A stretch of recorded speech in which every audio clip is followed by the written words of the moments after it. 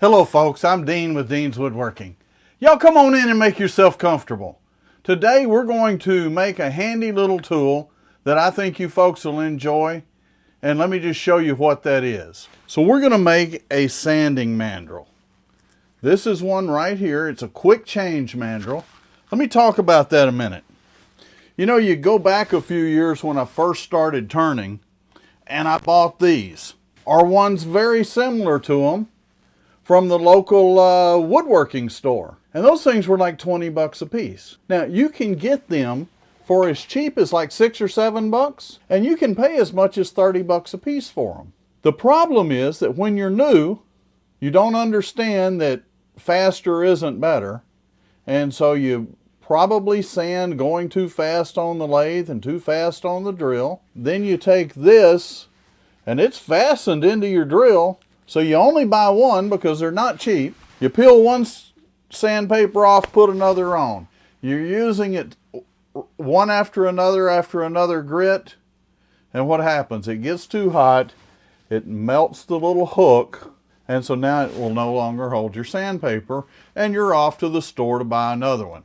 Let me show you how you can make these, make them for pennies, and make enough to where you can have one for every grit, and make them to where they're quick change, okay? So we all have these little bits. Maybe a hex head, maybe a flat head, maybe one you just didn't use, or a set that you lost some of them, so you go buy another set. You can get an adapter for your drill. This is one right here. You push that in, it doesn't come out. Pull this back, it pops right out. So you can go from one mandrel to another that quick. Now there's several of these. This just happens to be one. I don't even know where that came from. One I really like is the Irwin. Not that I'm not being sponsored by Irwin or anything. They have not given me a penny or any products. I just like this particular quick change. Now this one, I put a handle on it so that I can put drills in there, drill bits, and use it for drilling into the end of something on the lathe. It has, I don't know, it goes about that far up into the handle. You can get them all lengths. I'll put some links down in the description for the stuff that I'm using, and some of those links will be affiliate links, and if you click on one, the channel gets a small commission. It just helps to keep things going and support the channel. If you want to support the channel, go look and see. There may be some stuff you like down there. First thing is I've got a block of wood here. This is just construction pine. And one of the reasons I decided to go with construction pine for this is I didn't want anybody thinking, okay, well now I've got to go use an exotic piece of wood, or I've got to go spend a lot of money. I'm all for using the resources that you have. So what I'm going to do at this point is I'm going to scribe a mark on here.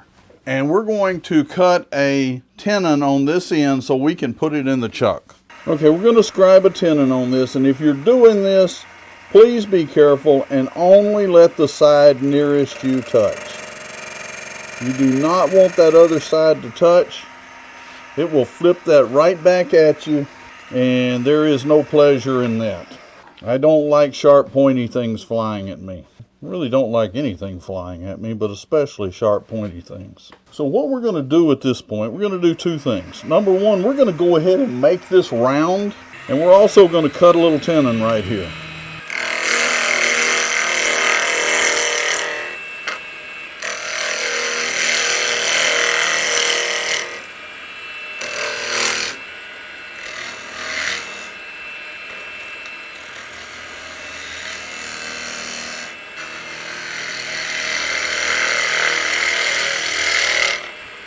So we've got this thing turned. We'll go ahead and turn it around and put it in the chuck.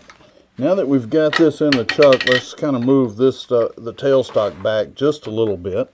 And what we're going to do is we're going to come across here. We're going to cut right through there and just kind of smooth off that end. We're also going to bring it back. We don't need it that thick, okay? You'll see how that's going right through the center when I bring that across there. We're just going to come in. We're not necessarily going to make heavy cuts. We don't need to make heavy cuts.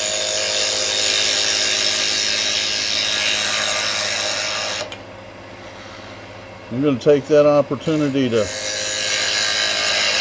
trim that down just a little bit.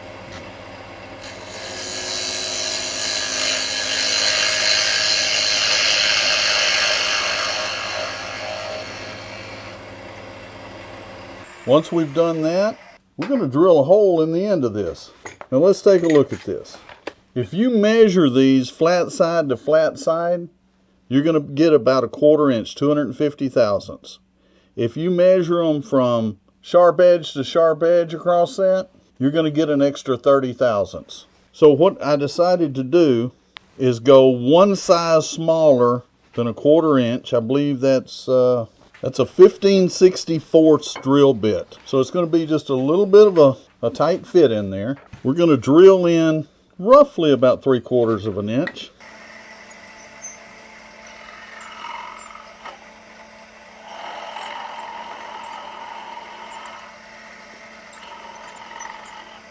We took one of these drive bits we didn't use, and I just ground the end of it. And I ground it kind of gnarly right there on the end because I wanted it to be rough. And let me show you why. Okay, so we've got our drive bit that we ground the tip of it off. We've mixed up some 5-minute epoxy. We've put it on that bit. We've put a little bit right in the hole there. And at this point, we'll just bring our tailstock up and we'll press that right in there. Once it's pressed in, you can release the Jacob's chuck and go ahead and move the tailstock right back out. We just want to leave that for 5 or 10 minutes so that it can set up. Once that's done, we'll flip it around. We'll put the Jacob's chuck in the headstock and we'll go ahead and turn the other end. Before I flip it around, probably what I'm going to do is I'm going to go ahead and taper this. As a matter of fact, I will. Okay, folks, so this has been set in about 15 minutes, which gives it time to set up a little bit. It's by no means cured. I would recommend leaving them set up for quite a bit longer. But for the purpose of this video, we're going to go ahead and move forward, okay? While we've got this in the chuck and like this, we're going to go ahead and chamfer this edge. I just think it looks better. And so you may like this. You may want to leave it square. You may want to put a cove in there. You know, you can do that, or you can just make a straight cut.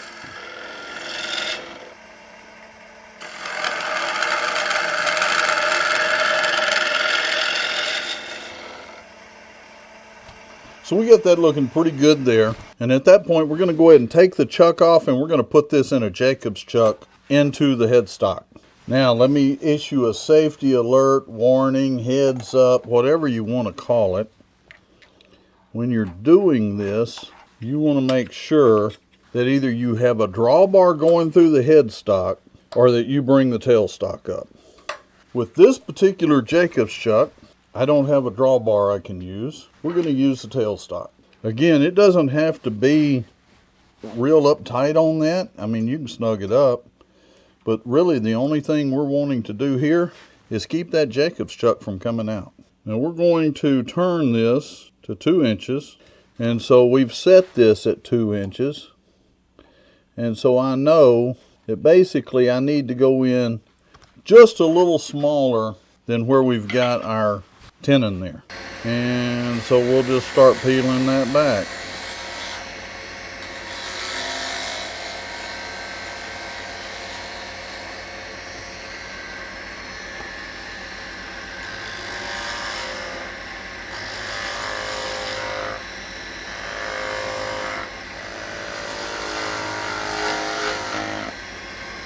So I'm going to bet that's our 2 inches right there. Let's just double check real quick. We're a little bit big. Let's just see how big we are. Yeah, we're not much. It's 7 thousandths over. But I do like to have these under just a little bit sometimes.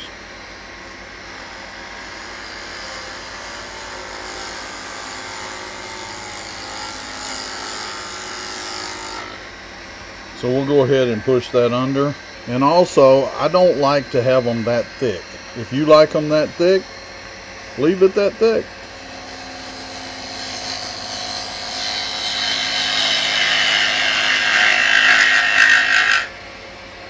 But I'm going to thin this one down.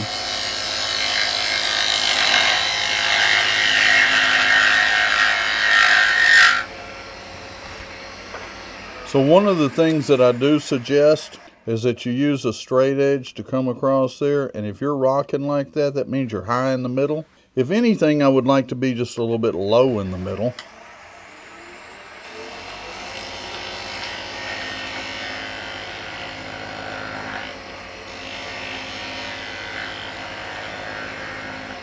So we're going to slow this down just a little bit.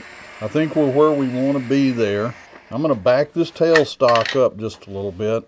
I know on this one that it is very likely that it's going to come out. So I'm going to start it slower and I'm going to cut in.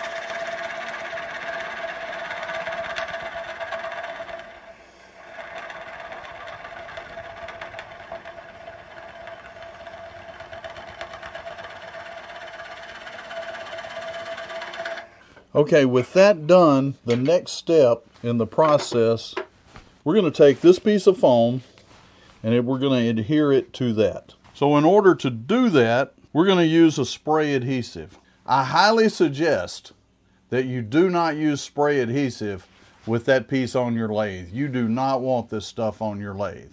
So I'm going to step over here to the trash can and I'm going to spray one side of this and I'm going to spray the face of that.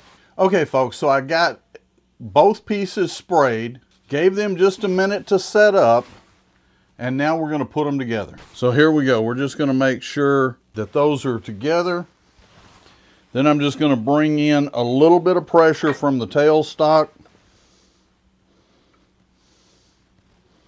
We want to make sure we get a good adhesion on that. And by using this little piece of masonite and pushing that up, we'll get a good adhesion. It's going to press in, and we're going to leave that set there for a couple of minutes, and then we can go ahead and turn this round with a skew and also decide how thick we want our foam. Now while we're waiting on that, let's talk about the foam for a minute. You may have seen the sanding sticks that I did. I'll put a link in the description to that, and I used the packing foam. Well, a piece of that packing foam is exactly what I'm using here. But let's talk about that. There's all kinds of foam that you can get that you can use. Packing foam works. The knee pads for gardeners work. Yoga mats work. Just about any type of foam will work. Now here's the deal. Some foams are stiffer and will give you more resistance. Some are softer and more pliable. Even on the ones you buy from the store, you can get different consistencies in the foam. I can tell you on mine, on the lower grits, the 80, the 120, 150, I'm usually going to use a stiffer foam. Now when I get up 320, 400, 600, I want a softer foam. That's what works for me. That may not be what works for you. Play with it. Use some different things. See what works best. I mean, these things are literally going to cost you pennies to make. We've let this set here a few minutes. I think we can go ahead and turn it round. So I'm going to get my skew and we're going to go ahead and make this round. Basically, we're just going to come in, going to start right there, and we're going to cut straight into that piece of masonite. It's that slick, folks. I want you to look at this.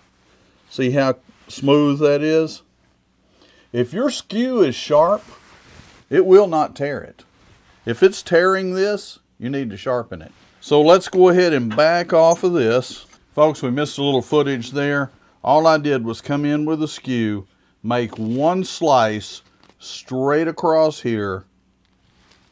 The skew cuts through that foam so quick and so fast, and you look and see how smooth it is. If your skew tears on that, it needs to be sharpened, because if it's sharp, it will slice through that like butter. Now let me show you one more thing. You may not want yours this thick. So let's go ahead and we'll say we want to take that much off of it. What we want to do is make sure this angle right here is not going, we're not pushing it straight in. We're coming at an angle so that this angle is going straight across. Just that quick, folks. We cut that smooth. We have a piece of Velcro. This is a 2-inch piece. We're just going to peel that off and we're going to stick it right on here.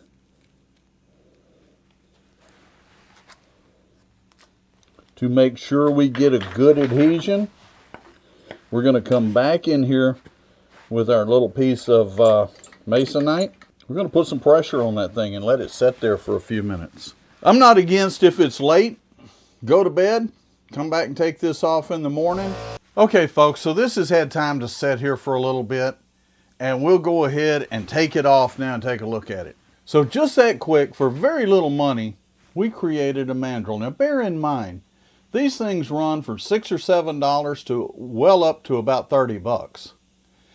And none of them are going to be any better than the one you just made. As a matter of fact, this one may be better than most you can buy. See, this one was pretty expensive.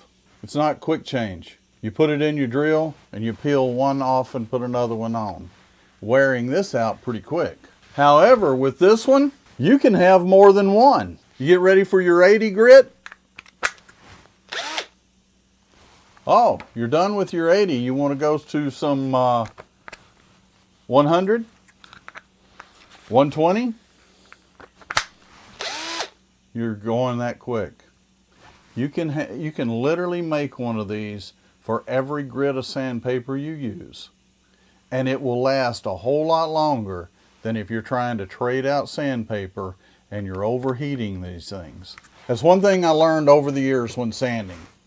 Slow the lathe down, slow the drill down. When you go a little bit slower, you sand a little bit faster. You don't wear your sandpaper out and you don't wear your mandrels out.